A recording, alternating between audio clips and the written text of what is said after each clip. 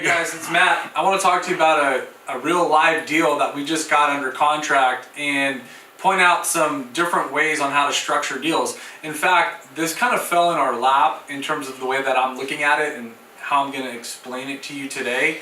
You see, typically on majority of our deals right now, we are wholesaling the contract. So we tie up a property, get it out to our buyers list, and more often than not, within 24 to 48 hours, we have a buyer that steps up and says that they're going to take the property cash and close on it, within a 30-day time period. And that's exactly what happened with this scenario. So this particular property we had in contract for 110, and I'm still in charge of taking a look at some of the assets and what we're going to do in terms of our disposition strategy. And in this particular deal, I thought it was a really good deal, and I felt that putting it out to the market as a wholesale for $135,000 would get a buyer and get it sold quickly, because it's a pretty big house, it's in good shape, and we believe the after repair value, or the ARV on the property, is $215,000.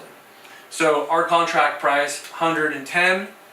After repair value, $215,000. Now, to get it to this price point, there was probably, in our estimate, about $30,000 of repair or updating work in the house, because cosmetically it was outdated, but the bones were good. It had a central heat and cool. It had a 2-car garage. The roof was updated and looked really nice. So just interior speaking, it just needed a modernization. And with the size of the house being quite large, we factored in about $30,000 just for cosmetic. But I sent it out to the list. Like I said, I sent it out to the list, and like I predicted, we had it under contract with a buyer. And they went out and saw the property and even gave us the green light and said, yeah, we're buying it. And so we thought it was a done deal. Well, not more than a couple hours ago, I get a text from the agent that was working with this particular buyer saying, hey, somehow or another, it was disclosed to him that your company is making $25,000 on the deal, so he's not comfortable with that. So, typically, that's something that we don't run across too often. I deal with buyers that perform, and they don't really care what I'm making, because I provide off-market opportunities for many investors. So they know that I'm not a onesie-twosie type investor. I'm an investor that has a company and a business that will bring out anywhere from 10 to 15 opportunities monthly. So you have to start looking at the bigger picture, guys. What I want to kind of bring into focus is, don't get focused on making all of the profit from the beginning. In fact, this particular buyer we have never worked with. And so he just refused to even talk about it. He discovered that that was the fee for this property and he didn't like it. And I think this potential buyer lost an opportunity to develop a relationship with a company that's providing opportunities for him as a real estate investor wanting to buy properties. He looked at the numbers initially and everything was great. But after discovering how much we were making, he didn't like that. And that's sometimes how it happens. But guys, I want to just bring that example to you to understand you have to think bigger. Okay? In real estate, it's about relationships. It's about a win-win situation. Everyone in the deal should feel like they're walking away happy, and everyone's winning. And for this particular individual, he felt like it was not a win for him, so he walked away. And actually, it was a blessing in disguise, because it kind of set back, and I said, okay, what's my exit strategy? You always have to have an exit strategy. I typically, like I said, work with buyers that perform when they say they do. So once they sign the contract, they perform and it's done. Sometimes you have people that sign a contract and then back out. It happens when you're doing volume and you're meeting new buyers, and people are wanting to come and buy your deals. You quickly find out who's real and who's not. So that's part of the learning curve. But I also recommend to you that you have an exit strategy. What I mean by that is, I know okay, if option A, wholesaling it, is something that it doesn't work out and I don't get the number that I want, which is 135, so me making a $25,000 assignment fee is my goal. If I don't get that, I'm not forced to drop my price.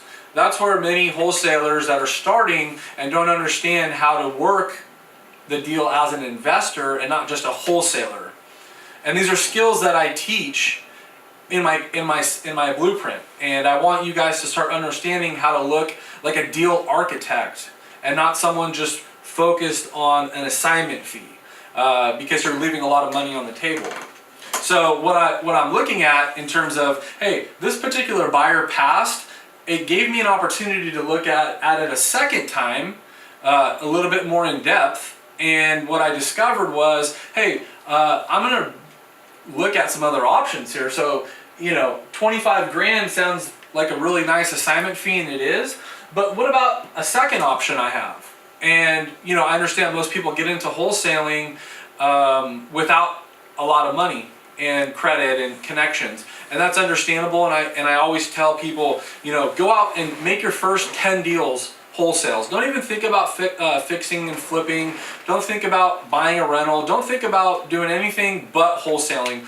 And do that for your first 10 transactions, because it teaches you the business. It teaches you how buyers are thinking. It teaches you about what investors really will pay for when it comes to properties. It gives you an idea of how to value a property. It gives you a feedback and practice in estimating repair costs. So these are all different things that you have to understand and know in order to be making the right offers, and also not selling your properties too cheaply, because that could actually happen. You have a deal under contract and you let it go for 5 grand or 10 grand because you have no other strategy and time's running out, so you got to perform. So you're pigeonholing yourself. Where I figured out there's opportunity, not just being a wholesaler, that's just one of my strategies. I'm a real estate investor, and wholesaling is just a tool that I use. The second piece of the strategy is what I call the wholetail. It's basically buying that same property for $110,000 and maybe, I'm stressing maybe, do paint and floors, maybe, or you just put it right back on the market. I did a video on this a few videos back on wholetailing. Watch it in YouTube. But the idea is to buy it and then put it right back on the market and price it at a point where it's going to get a lot of attention. The property is in pretty good shape, and you're going to have a competing buyer's market with multiple offers within 48 to 72 hours on the market, because this is like such a great price deal that they never come along, and the property's in good shape. Wow, like everything lines up. That's what you look for when you want to do a wholesale deal. And the more that I looked at this, because that other investor passed, I'm looking at it now that, hey, I can not wholesale it. Maybe I can just buy it at 110, put it on the market now for $175,000 as is. So now I took this property from selling to 135 to potentially 175. And I'm confident in this because I know that the after repair value of this property is $215,000. So someone on the market that's savvy enough, that has another agent, or the agent brings them to them and says, hey, look, we could buy this house in a great neighborhood. It's fairly nice. It doesn't need any major work. You could pay $175 for this, and the day you buy it, it's worth $215. So I think that there are plenty of investors or buyers that would love an opportunity to buy a house in this market at $35,000 to $40,000 below today's market value. Not what it could be worth in 6 months or 12 months, but what it's worth today. So if you took an appraiser out there, that's what it would value at. And that's a no-brainer. So now I could take my potential profit from 25. Now I'm looking at possibly selling this and netting 165. So I'm in the ballpark of now making $50,000. that's assuming everything goes perfectly and it doesn't sit, because there is some responsibility that you take on when you do a wholesale. Namely, you've got acquisition costs, you've got to get insurance, you got to make sure if the tenant is there, or if it's vacant, you've got to secure it, change the locks, and there's a lot more responsibility to make sure you're protecting that asset and getting it ready for a resale efficiently, because time is money. I am opting to do this because, again, I've developed relationships with private individuals to go to them and say that I need money to do the deal. And we have a working relationship, we do deals together. So I've built my networks so that I can now just place one call and get money pretty much on demand. And I pay a good fee for this money, and it's a win-win situation. Both my investor and myself, we work together because we're both making money, and that's the way it should be.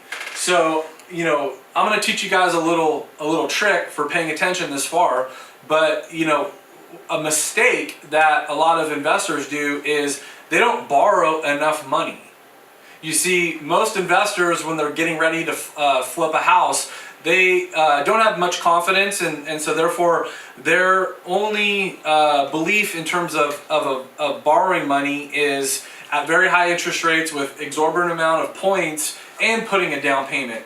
Well, just because you can do a deal doesn't mean it's a good deal, and just because you can borrow money doesn't mean that you're borrowing money the right way. So you have to start understanding that you need to start structuring your deals differently. And what I did on this one was I told my private lender, look, I'm buying the house for $110, but I need $125,000 up front. And so what that does, it allows me to put $15,000 in my pocket at closing, so that I don't have to wait until the eventual sale happens at $175. So day one, I own the property. Day two, I just got paid $15,000. I got paid to buy real estate. Imagine that, think about that. I just got paid 15 grand the day that I own an asset.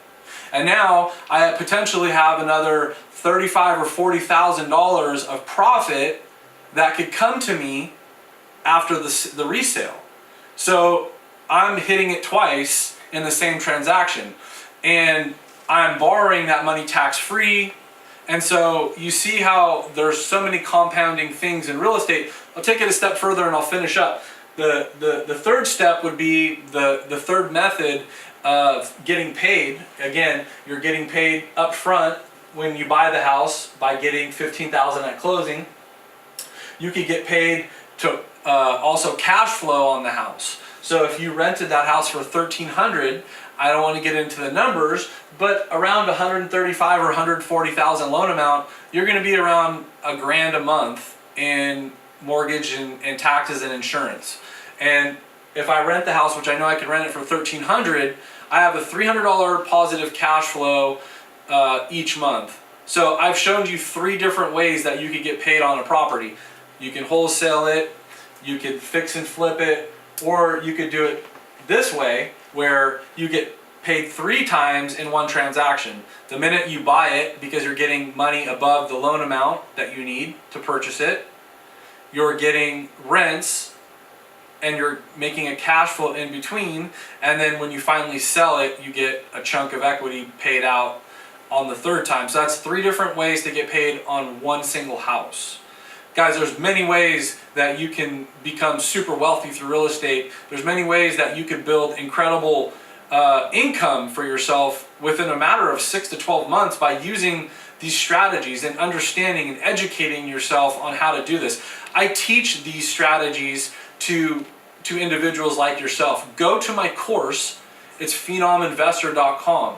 phenominvestor.com, and invest in yourself and invest in a knowledge and skill set that allows you to be in position to find deals like this that I find, to be able to structure deals that I teach, to be able to put cash in your pocket today. Start making the right decisions. Invest in yourself. I'm offering my course to you for $495. I've just showed you on one transaction how you can make anywhere from $40,000 to $100,000 on this transaction over a period of time. $40,000 within 90 days. $100,000 over a course of many years of holding the property with write-offs, with tax advantages, increasing rent, and having a tenant pay down your debt. Guys, start using your brain. Quit working in the rat race. Again, my name is Matt Garabedian. I am the Phenom Investor, and I appreciate you guys being here. Have a great day. God bless.